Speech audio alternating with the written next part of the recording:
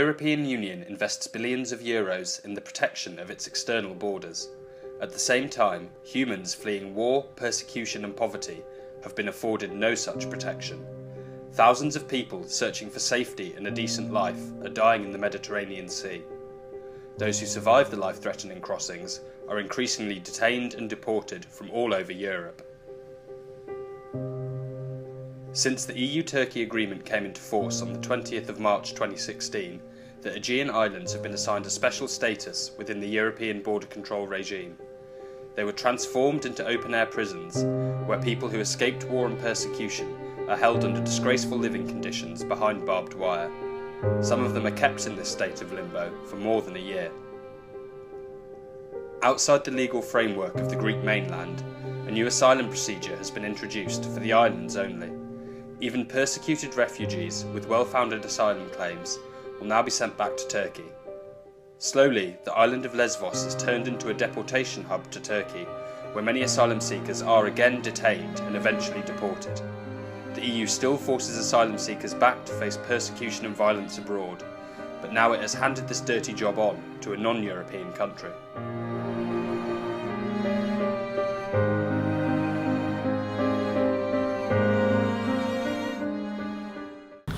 زمانی که به اروپا رسیدم استقبال خوبی شد. موقعی که ما رسیدیم از ترکیه رسیدیم به ساحل میتیلینی، یک سری از انجمن‌ها اومدن و از ما استقبال خوبی کردن و ما خیلی خوشحال شدیم، به خاطر اینکه فکر کردیم دیگه رسیدیم به آرامش و اون اروپایی که همیشه مد نظرمون بود.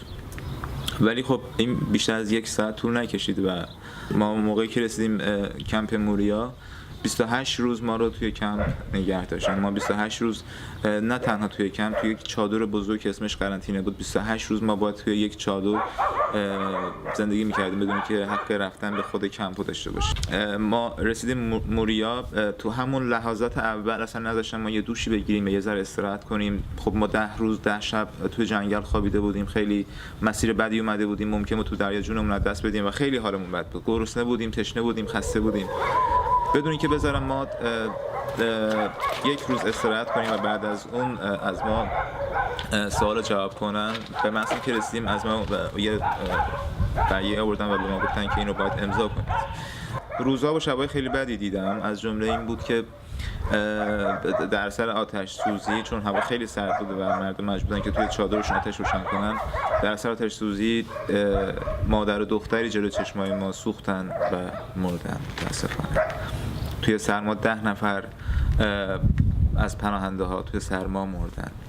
لاینای غذای ما حدودا ما باید 1200 نفر رو هر روز هم برای صبحونه، هم برای نهار، هم برای شام میرفتیم و وای میسادیم تا بعد از 1200-1300 نفر آدم به ما یه انقدر مثلا غذا بدن. I remember like the first deportation because we had a boat coming from Turkey that morning and we had just managed to get them on land and we had to have the Coast Guard go out and kind of tow their boat in.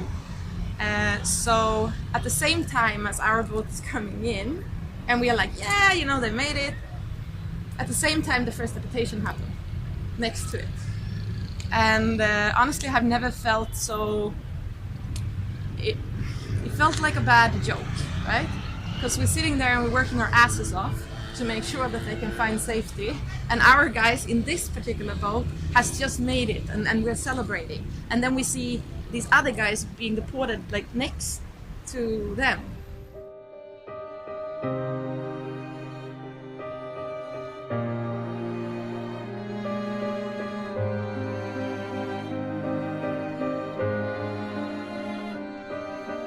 Essentially, in Lesbos, people have been trapped on this island since the EU-Turkey statement a year ago, and if they're still here when they have their cases rejected and their appeals rejected, they're subject to being deported to either their home country or to Turkey. So now anyone who comes from a country where over 25% of people from their country receive international protection in Europe, they now are going through an admissibility procedure. So that means individuals from Afghanistan, Iran, Iraq, Congo, Eritrea, Ethiopia now have to show that Turkey is not a safe third country for them. فعال حقوق بشر بودم در ایران. اولین دستگیری من مربوط میشه به سال 84. شدم به 6 ماه انفرادی رفتم. توی 6 ماه انفرادی شکنجه های زیادی شدن. از جمله از این شکنجه هم 3 بار اعدام مصنوعی شدم و تاندونه پام پاره شد، دندونامو شکوندن و خیلی از شکنجه‌های روحی و روانی دیگه. و در نهایت بعد از 3 سال حبس از زندان آزاد شدم. البته قبل از این پدر من رو در دهه 70 سپاه پاسداران کشته بوده و بعد از اون برادرم رو اعدام کردن و بعد از اون برادر بزرگتر ما 5 سال حبس و خودم در نهایت چندین بار دستگیر و زندانی شدم. دلیل دستگیری هم فقط به خاطر این بود که من فعالیت‌های حقوق بشری انجام میدادم. من و برادرم با هم دیگه توی انجمن فعال، یعنی من با انجمن ما تأسیس کردم و برادر من یکی از اعضای انجام بود، یعنی پیش کارها رو برادر من انجام میداد توی ایران، مخصوصا وقتی که از ایران اومدم بیرون و دیگه فقط برادرم بود. یه نکته خیلی جالب توجهی که هست و ذهن منو مشغول کرده اینه که من و برادرم اولا که با هم خانواده‌ایم، دوم این که ما با هم دیگه توی یک روز رسیدیم و سوم این که ما کیسمون یکی هست، یعنی هر جفتمون کیسمون کیس فعالیت حقوق بشریه. ولی بعد از 6-7 ماه اول اینترویو برادر من صورت برادرم خب توی اینترویوش رد شد ولی من توی اینترویوم قبول شدم. There's a really narrow definition of who is a refugee under Greek and international law, and also a lot of people who are refugees are being rejected in Greece. Greece has one of the lowest approval ratings for granting international protection in all of Europe. One of the reasons that a lot of people are rejected here, I think, is because there's not a lot of access to legal aid. People don't know who's a refugee under international law. They don't know what they need to show in order to get refugee status. So they go into their interviews really not knowing how to explain their story, even if they do have a fear that they'll be persecuted if they're sent back to their home countries. Also seen in decisions that the asylum services relying on Wikipedia to make their decisions is claiming they don't find the village that someone says they're from in Google Maps, so they're denying it because they say we don't believe you're credible because we can't find your village, where it was just a spelling mistake. So things like that, like really minor things, they're using to deny people refugee status. I had a friend who was from Bangladesh. He's dead now, and he fled from Bangladesh because he was a political activist, and his brother was also a political activist. And when we learned that he was going to get deported, we tried. Basically, I was running around everywhere trying to get every person I could think of to take his case, and I couldn't get anyone to take it. So a week before he got deported, his brother was killed in Bangladesh. They burned him to death. And and I had these photos of his body, and I showed it to everyone I could think of that could help, and I said they're gonna send this guy and he's gonna be dead. Like as soon as they send him there, he's dead. As soon as he comes off the plane, he's dead. And everybody was like, yeah, we can't really help him. So, and then he got deported. I spoke with him a couple of hours before, and then they sent him, and now he is dead. So we've represented a few individuals and taken their case on for appeal who we believe do meet the definition of who's a refugee, even the limited definition that exists, and they've had their cases rejected on appeal as well. And so these are people that really do fear going back to their home countries because they faced persecution in the past, and they fear that they will face persecution if they return to their home countries. And we've seen that their cases aren't being taken seriously a lot of times. People are not fleeing for no reason. That's the thing. Like you don't leave your home and your everything you have that is valued to you for no apparent reason, you know. So if you flee for your life and then you get sent back, it's just a matter of time before you're dead. So that's what I mean with sent to death.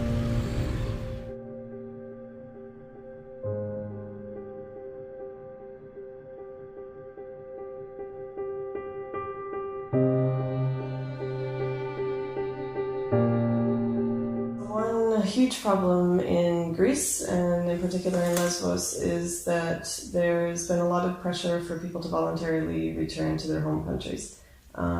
So IOM has been working closely with the Greek government to provide incentives and coerce people to voluntarily return to their home countries and give up their right to seek international protection in Greece. Forced voluntarily, sign the paper. I don't know what it says. Sign it anyway. Okay, that is not voluntarily for me. But voluntary returns, I think, are also pressured just by the horrible conditions of an asylum seeker in Greece and on Lesbos. So if you are forced to be stuck on an island for months and months with no idea about your future, if you're living in really horrible conditions, if you see other people from your country being rejected, a lot of people are giving up and choosing to voluntarily go back because of all these reasons. And so a lot of people who actually have a strong fear of being persecuted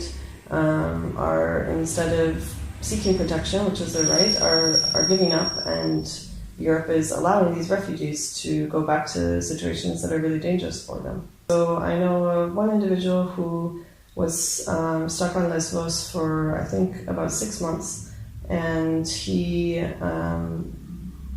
had been accepted in a university in the United States, but he couldn't access the US Embassy to get a visa because he was stuck on Lesbos.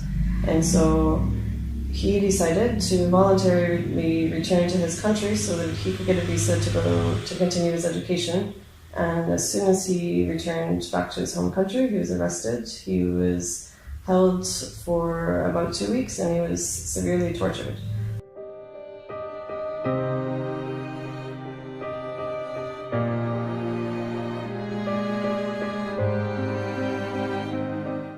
I mean, if they're getting deported to Turkey, Turkey's not a safe country. Everybody knows that Turkey is not a safe country. Just because the European Union doesn't want to have problems in Europe. One guy, he was taken back to Turkey, put in a prison, very far east, and he managed to call from a payphone. And what they had told him was basically that you're going to be here for 1.5 years. He hasn't committed a crime,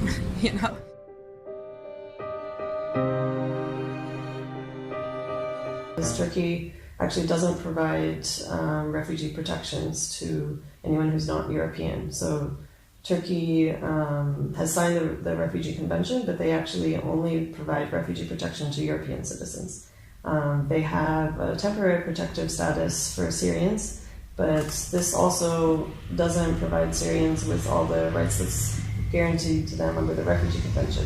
Even for Syrians, Turkey is not a safe third country, but for non-Syrians, if you are sent back from Greece to Turkey, you're immediately detained. You're held in a repatriation center. So by the name, it gives you an indication of what Turkey intends to do with these people. And most people are in fact deported back to their home countries. We actually had a boat. They were trying to cross to Greece. Their boat sank. We had to send the Turkish Coast Guard. They took them, they detained them for 3 weeks, and then suddenly they sent them to Iraq. And these guys were Yazidis. So if you there is like a genocide going on, and everybody knows that. So sending Yazidis back to Iraq, a whole group of them, and of course we lost contact with all of them, and we assumed that they did. I'm watching every deportation. I have never felt so powerless in my life. و برادرم موقعی که اینترویوش رد شده بوده بار دوم بهش نگفته بودم و برادرم رفته بود که کارت شناساییش رو که همون اوزبایس ما بهش میگیم رفته بود اون رو عوض کنه تاریخش رو، چون تاریخش رو یک ماه باید معمولا عوضش کرد. رفته بود اون رو عوض کنه و بدون که بهش بگن اون همونجا بهش دستبند زده بودن، انگار که مثلا یه دوز یا یه مجرم گرفته بودن و دستبند زده بودن و برده بودنش بازداشتگاه. حدود 10-15 روز توی بازداشتگاه موریا بود. بعد صبحش میان بهش میگن که میخوایم ببریمتون آتن که اینها شروع نکنن. بعد اینا سوار ماشین میشن و میرن. بعد برادر من توی اونجا میگه که من میخوام با برادرم تماس بگیرم و بهش بگم که دارم کجا میرم، باهاش خداحافظی کنم، ولی نمیذارم با من تماس بگیره. و میگه خب میخوام با وکیلم تماس بگیرم و اونو در جریان بذارم، ولی باز هم به اون هم برای تماس با وکیلش هم اجازه نمیدن و در نهایت یکی از دوستانی که توی راه دیده بود که امیر رو دارن میبرن برای دیپورت به من زنگ میزنه و میگه که جریان اینه و امیر الان بردن کشتی که دیپورتش کنن. A couple of weeks ago, there was an individual whose case had been denied. His case had been denied on appeal, but it had already been found that Turkey was an unsafe country for him. So this is an individual who he passed the admissibility phase of his application. The Greek government found Turkey was an unsafe country for him, but then his asylum claim was rejected. So putting aside the issue of whether or not he actually has an asylum claim, they were going to deport to Turkey someone who they'd found Turkey was unsafe for. And at the last minute, his lawyers were able to intervene and we were able to mobilize a group of people to go physically to the port to try to stop the deportation. که من سریع با وکیلش تماس گرفتم، اومدم موریا، با دوستای خودم تماس گرفتم، وکیلم و UN و همگی جمع شدیم و بالاخره امیر رو لحظه آخر از کشتی تونستیم که نجاتش، یعنی کشتی روشن شد داشته میرفته، امیر رو تونستیم که نجاتش بدیم. And at the last minute he was pulled off the ferry, but this is an individual whose brother is also in Lesbos, so his brother was on the outside, knew what was happening and could call the lawyer, could call other individuals and kind of mobilize last minute to get him off the ferry, but most individuals don't have family here, don't have people they can call last minute, and so it's probable that there's other individuals who are also being illegally deported. بعد از اینکه از اونجا میاد پایین دوباره امیر برمیگردونم بازداشتگاه، ولی این بار بازداشتگاه میترینی میبره. الان امیر 1 ماه و نیمه که بیگناه بدون که گناهی مرتکب شده باشه الان توی بازداشتگاه و روحیاتش بسیار بسیار خرابه و واقعا نیاز به دکتر داره و ما هر روز داریم میگیم که امیر نیاز به روانشناس داره به خاطر استرس و به خاطر فشار روحی که بهش وارد شده، ولی هیچ ترتیب اثری داده نشده و تا حالا امیر دکتر نبردن، تا حالا به امیر رسیدگی نکردن. Yeah, one really worrying thing about the deportations that are happening now in Lesbos is there's not really any oversight. So there's no like record of who's being deported until after the fact. Doesn't seem to be any sorts of internal checks to make sure that everyone who's deported actually has exhausted their remedies in Greece. So this is a huge problem because people are being processed by the Greek Asylum Service really quickly now, and without a lot of oversight, so we don't know a lot of times who are the people who are being rejected and who's being deported back to Turkey and back to their home countries. I feel like I'm participating in murder, you know? Just by being here, just by watching it, just by knowing about it and not being able to stop it. So honestly, this situation, I thought it was bad when people were drowning like crazy. I thought it was bad when they started closing the borders. But this, it's like it's crossed every, you know, like Europe is fucking killing people. At one point, the people living now, including us, will be held responsible for this, you know? And I fucking hope that will happen, because this is absolutely awful and wrong. و متاسفانه همه این اتفاقات و همه اتفاقاتی که هر روز داره اینجا میفته اون برداشت و ذهنیت من از اروپای بسیار خوب، اروپایی که ما نمادی از سمبولی از حقوق بشر میدونستیم، متاسفانه همه اینها خراب شد تو ذهن من. الان برادر من توی بازداشتگاهه و من اینجا هستم، در صورتی که برادر من هیچ جوری مرتکب نشده. ما پناهنده اینجا هستیم، ما پناه آوردیم به اتحادیه اروپا و خوب نبود که با پناهنده ها اینجور رفتار کنن. البته فقط برادر من نیست و خیلی هستن که دیپورت شدن بی سر و سابقه، هیچ کسی نفهمیده. اگر امیر الان برگشته و دیپورت نشه به خاطر اینکه یه برادر داشت، به خاطر یه دوستانی داشت که باشون دسترسی داشته، ولی خب خیلی از بچه‌هایی که بنگلادشی هستن، پاکستانی هستن، الجزایری، افغانیا، اینها خب شاید ممکنه برادری، دوستی نداشته باشن که بخوان در جریان بزنن کسای دیگه رو و همینجوری بی سر و صدا دیپورت میشن به ترکیه. در حالی که ترکیه اصلا کشور امنی نیست و اینا همه میدونیم، مثلا نیازی به این نیستش من توضیح بدم که چرا ترکیه امنه، چرا ایران امن نیست. درخواست من از اتحادیه اروپا درخواست اضافه ای نیست. درخواست من اینه که پایبند بند مواد حقوق بشر باشن، پایبند حرفای خودشون و قوانین خودشون باشن.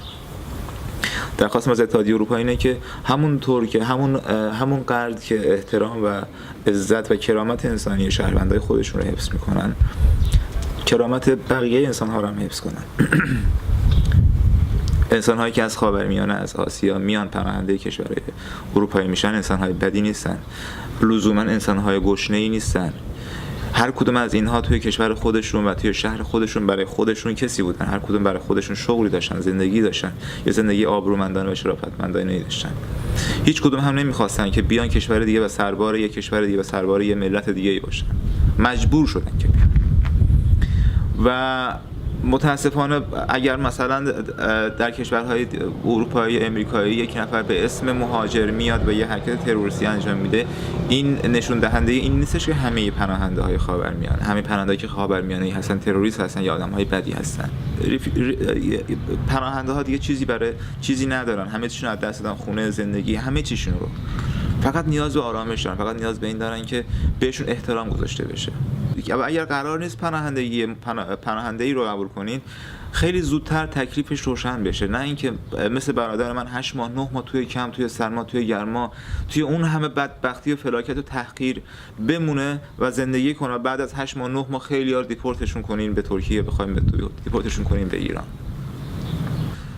چه زندگی سرسام آوریه، چه زندگی اعصاب خورد کنیه توی کمپ زندگی کردن، توی چادر زندگی کردن، توی سرما، توی گشنگی. شما برای یه دونه گرفتن یه دونه کیک برای صبحونت باید 1500 نفر رو صف رد کنی، بعد آخر سر با تحقیر و بی‌احترامی بخوای اون کیک رو بگیری بخوری. به ما یاد بدید، شما که مدعی حقوق بشر هستید، شما که مدعی زندگی متمدنانه هستید، به ما یاد بدید این زندگی رو و این منش رو به ما یاد بدید. بذارید ما از رفتار شما یاد بگیریم، نه فقط از شعارهایشون. People who come to Europe looking for freedom and safety find themselves detained like criminals. Many of them are already traumatized on arrival. After a deadlocked year of inhumane living conditions and abusive treatment, they are left hopeless, despairing, and mentally scarred. Human rights activists who survived violence and persecution in their home countries and throughout their flight are now trying to commit suicide in Europe. Others see no option save returning to their home countries, even to face further persecution. Once refugees are deported, Europe turns a blind eye to their fate. Arash and his brother Amir are not willing to accept the maltreatment of refugees. They went on hunger strike. For 14 days they have refused all food. While Amir is detained behind barbed wire in Moria prison camp, Arash sits in the central square of Mytilene, the principal town of Lesvos. He demands the release of his brother and all detained refugees. So far there has been no reaction by the authorities. Whether refugees live or die is not considered important enough to cause a reaction. It seems that in Europe, human rights are only granted to a small elite. Arash is determined to continue his protest. He explains, "A life without freedom is worthless and meaningless for us. You must release the refugees, or we shall end our lives in front of your eyes. Free us, or else be responsible for our death. We will keep waiting until the last drop of life falls from our bodies." It is up to the Iran people to decide whether human rights shall be granted to refugees, to decide whether they shall live or die.